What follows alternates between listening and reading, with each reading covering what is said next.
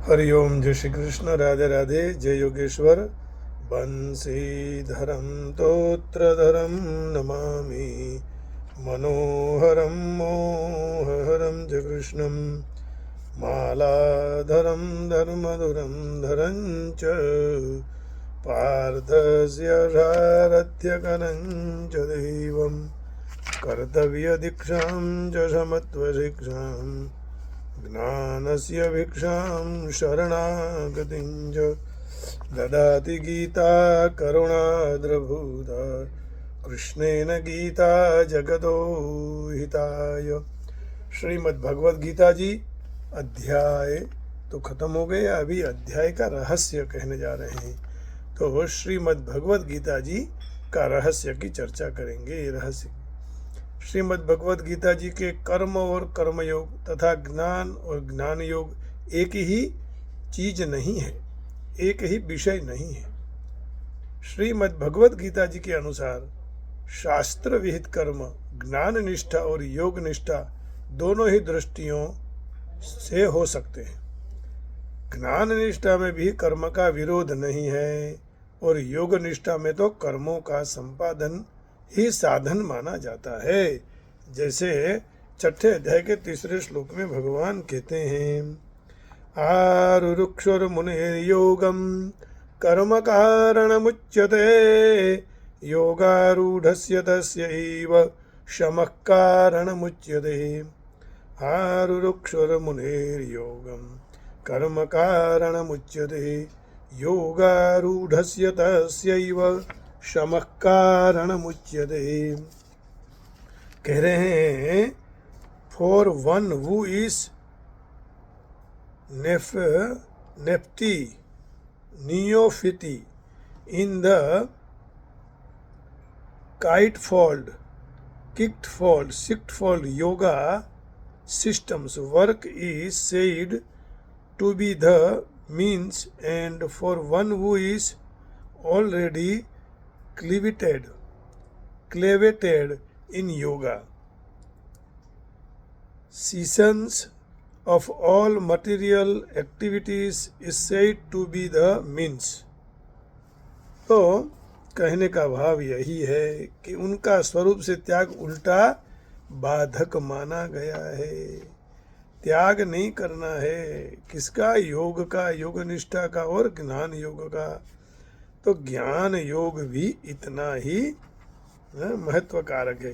श्री भगवान उवाच लोकेऽस्मिन् द्विविधा निष्ठा पुरा प्रोक्ता मया नघ ज्ञानयोगेन सांख्यानां कर्मयोगेन योगिनां। तो ज्ञान योग निष्ठा और कर्म योग निष्ठा, ये दो निष्ठाएं बताई है। तो देखिए, यहाँ भी तीसरे अध्याय के चौथे श्लोक का अर्थ हम समझ लेते हैं कि वे क्या कहना चाहते हैं। तीसरा अध्याय चौथा श्लोक। Not be merely abstaining from work can one achieve freedom from reaction, nor by renunciations alone can be attained purification। तो दोनों से आगे बढ़ना चाहिए। ज्ञान भी निष्ठा होनी चाहिए, कर्म निष्ठा भी होनी चाहिए। दूसरे अध्याय के 47वें से लेकर 51वें श्लोक तक, तीसरे अध्याय के 19वें और चौथे अध्याय के 42वें श्लोकों में अर्जुन को योग निष्ठा की दृष्टि से कर्म करने की आज्ञा दी गई है, और तीसरे अध्याय के 28वें और 5वें अध्याय के 8वें और 9वें और 13वें श्लोकों में सांख्य यानी ज्ञान निष्ठा की दृष्टि से कर्म करने की बात कही गई है। तो सकाम कर्म के लिए किसी भी निष्ठा में स्थान ही नहीं है। सकाम कर्मियों को तो भगवान ने तुच्छ बुद्धि बतलाया है। तो आप देखिए, दूसरे अध्याय का 47वें श्लोक से 51वें श्लोक का पाठ करेंगे ताकि हमें उसमें थोड़ा पता लगे। दूसरा अध्याय और श्लोक 47वां कहा है ना।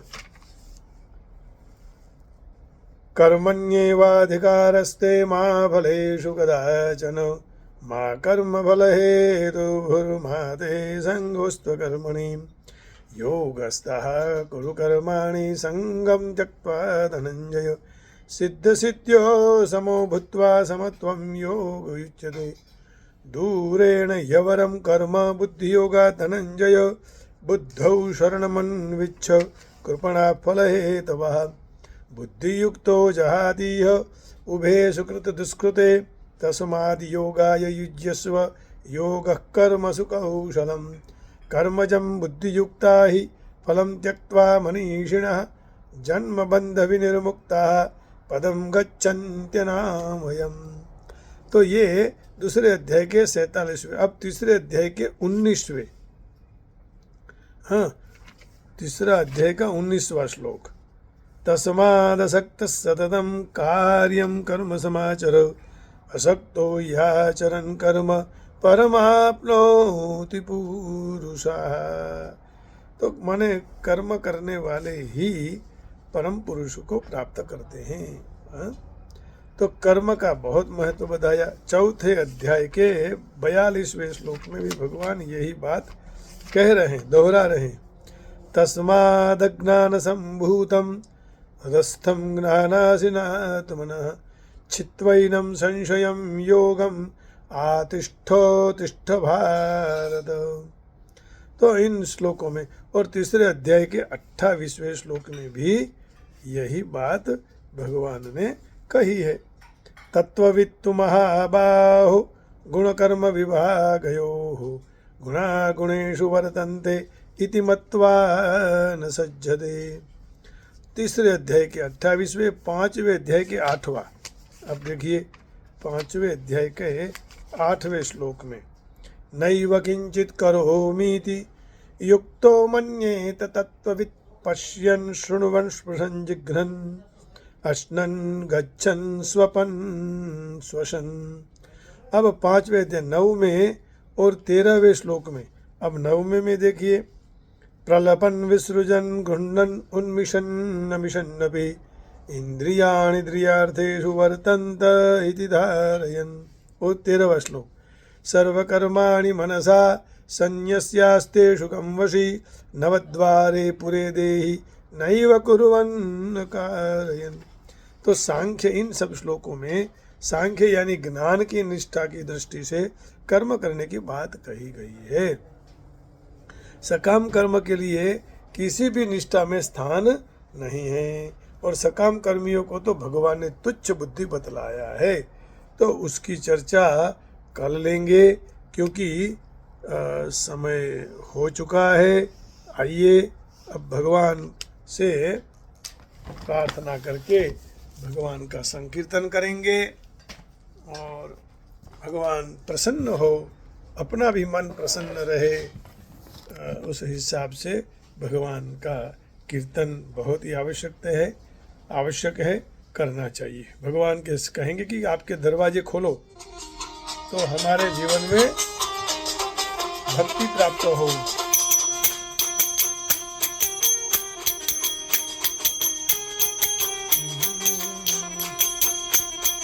ठाकुर ना ठाकुर तारा बंद दरवाजा ठाकुर ना ठाकुर तारा बंद दरवाजा तो राधिकानो बंद दरवाजा ठाकुर ना ठाकुर तारा बंद दरवाजा। जय रण छोड़ माँ कर्ण छोड़ तारो गलिए गलिए शोर। जय रण छोड़ माँ कर्ण छोड़ तारो गलिए गलिए शोर।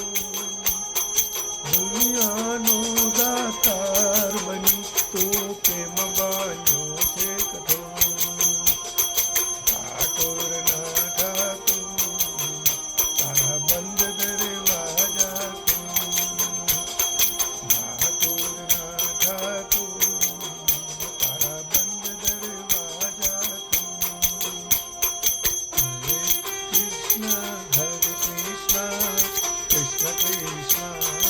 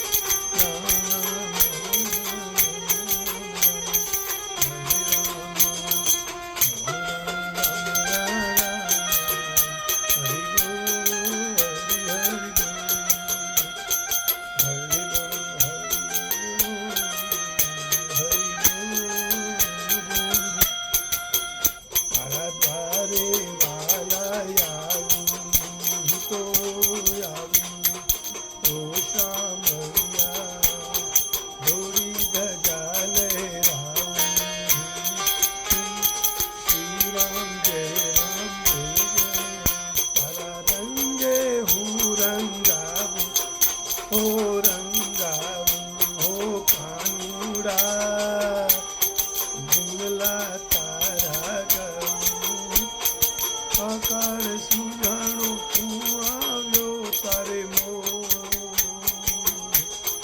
હોયા કળાયો હું જાણો આવ્યો તારે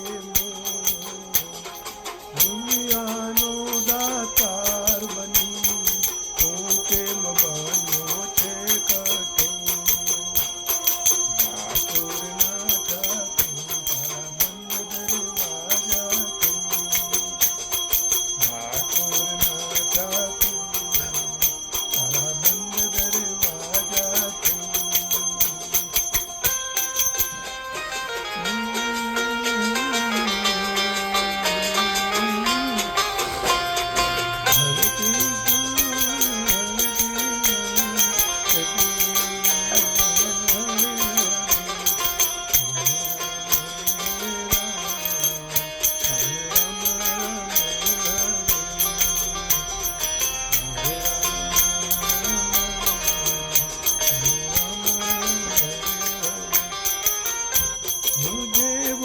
છું એવો તારો હું તારો તોરણ જોડાય હાથ પકડજો મારે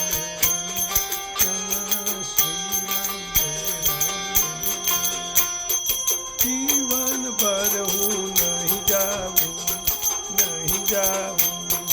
ઓ સાંભળ્યા એક ભરોસો આપી દેવા લીડા તું તો દર્શન એક જવા આપી દેવા લીડા તું તો દર્શન એક જવા દુનિયાનો દાતાર બની તું કેમ બન્યો છે ઠાકોર ના તારા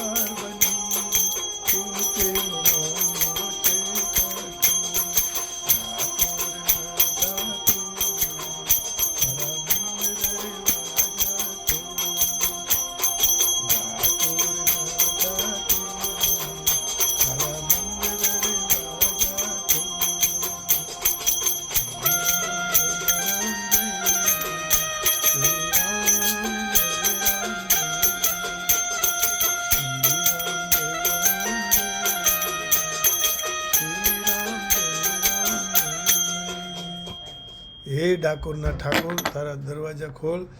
आप सबके हृदय में बैठे हुए डाकुर के ठाकुर को प्रणाम करके वाणी को विराम देता हूँ। हरि ओम, जय श्री कृष्ण, राधे राधे, जय योगेश्वर, जय गिरनारी, ओम नमो नारायणाय, जय श्री कृष्ण, जय श्री राम, जय राम जी की जय हो, गीता मैया की जय हो, बरसाने वाली की जय।